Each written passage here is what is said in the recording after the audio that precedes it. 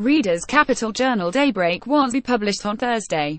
We wish all of you celebrating a happy Thanksgiving well. Be back with you on Friday. Click here to get the Capital Journal Daybreak newsletter delivered to your inbox.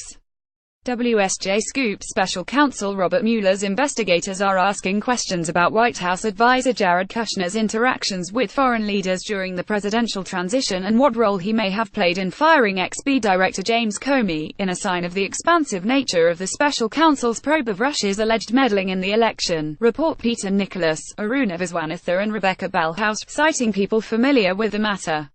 The investigators have asked witnesses questions about the involvement of Mr. Kushner, President Donald Trump's son-in-law and a senior White House advisor, in a controversy over a UN resolution passed December 23, before Mr. Trump took office, that condemned Israel's construction of settlements in disputed territories, these people said.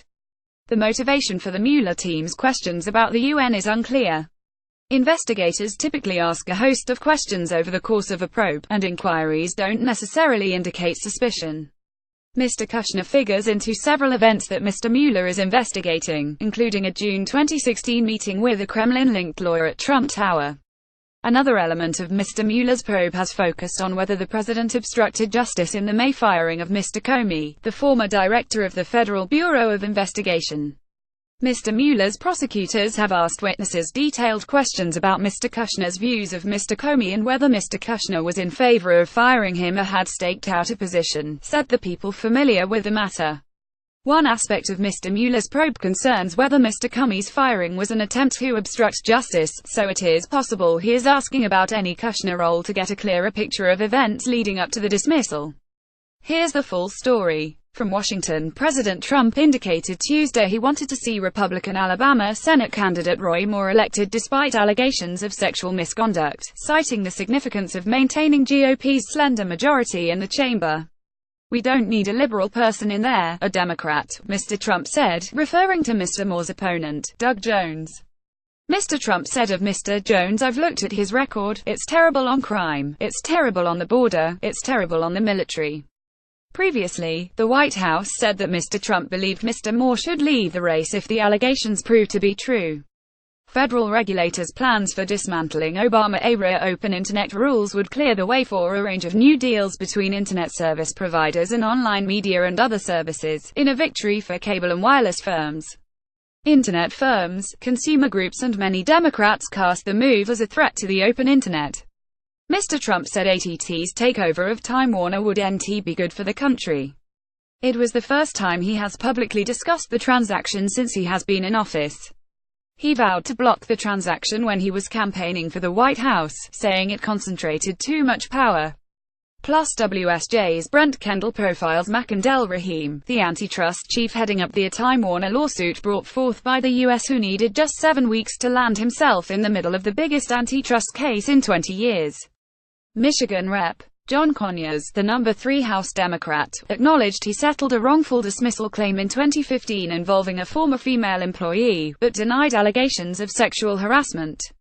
The revelation adds to the sexual misconduct claims that have been aired in recent months against powerful men in politics as well as in media and entertainment. The State Department defended Secretary of State Rex Tillerson's exclusion of Iraq, Afghanistan and Myanmar from a list of countries cited for recruiting and using child soldiers, saying he thoroughly reviewed all of the evidence and made a determination. The decision went against recommendations from top department officials, Paulson writes. The U.S. supports the Iraqi and Afghan militaries and is seeking cooperation from Myanmar's military in cracking down on North Korea. The Trump administration imposed an additional set of sanctions against North Korea, a day after announcing that Pyongyang was being placed back onto the U.S. list of state sponsors of terrorism. The sanctions measures announced Tuesday target 1 individual, 13 entities and 20 ships, Felicia Schwartz reports. Sen. Lisa Murkowski, an Alaska Republican, said in an op Tuesday that she supports repealing the Affordable Care Act's individual mandate, the requirement that most individuals carry health insurance that would be cancelled in the Senate tax proposal. The senator was one of 3 Republicans to oppose the GOP Senate's skinny repeal healthcare effort earlier this year, which would have repealed the individual mandate. She did not say that she supported the GOP tax bill, which is still gathering votes to pass in the Senate. Federal trade regulators have recommended that the Trump administration impose big tariffs on imported washing machines to protect Whirlpool Corp. and other U.S. manufacturers. White House spokeswoman Lindsay Walters said U.S. officials are reviewing the commissioner's recommendations. The Trump administration accused Canada and Mexico of refusing to seriously engage on controversial U.S. proposals aimed at cutting the U.S. trade deficit. Canadian and Mexican officials agreed that wide gaps remained between the parties after 5 days of talks, but placed blame squarely on the U.S. for putting forth a list of proposals that they said would weaken the pact and would move its longtime focus away from creating a continental economy among the three partners to one that would do more to favor the U.S. over its neighbors. Plus, one of the biggest potential casualties of the trade scuffle underway between Mexico and the U.S. is also one of America's favorite consumer products: cheap, high-definition, flat-panel televisions. From across the WSJ, the U.S. military said it conducted an airstrike in Somalia that killed more than 100 militants linked to al-Qaeda-affiliated al-Shabaab. The increased pace of U.S. military operations reflects how Somalia has become a bigger focus under President Trump, who this year provided new military authority to U.S. forces to carry out attacks in parts of Somalia, Jessica Donati reports.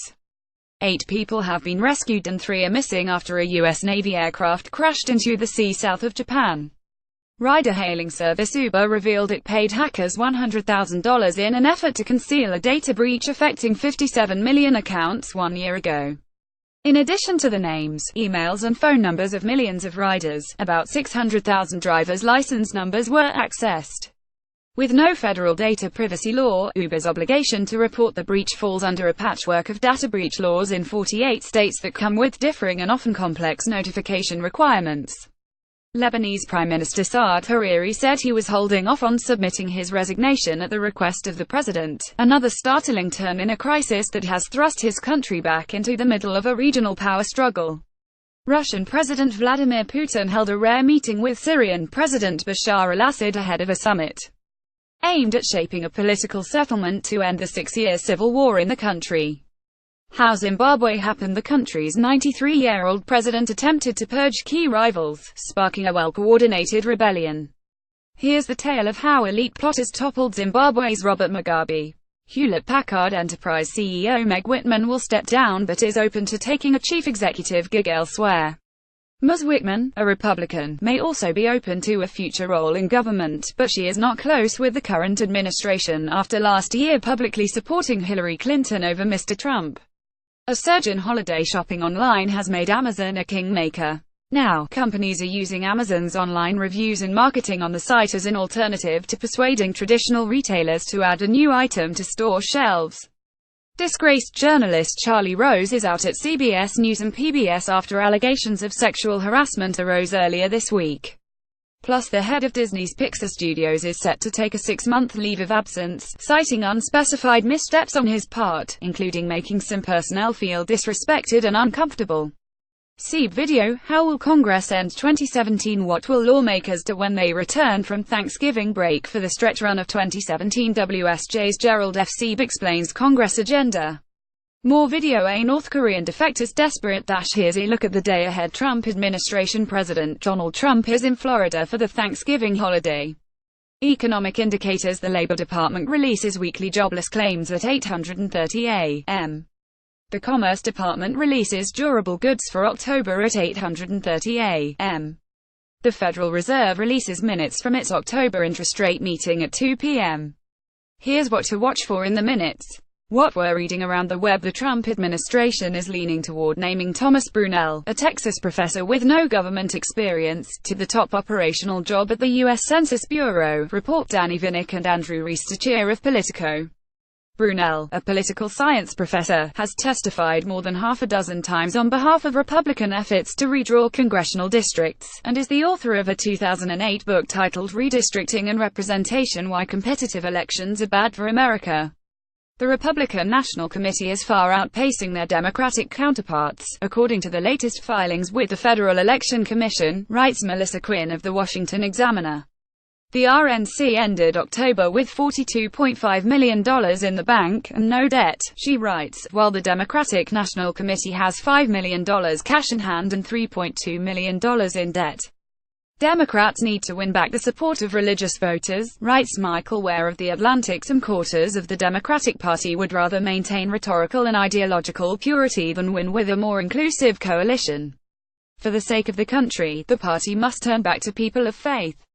Milestone 67. The Nasdaq Composite rose 1.06% Tuesday to end at its 67th record close in 2017, the highest number of record closes in any year. Readers send feedback to Capital Journal Daybreak by emailing daybreak@wsj.com. Sign up Capital Journal Daybreak straight to your inbox. http://wsj.com. Capital Journal Synap and Dow Jones Newswires November 22, 2017 0836 A 1336 GMT.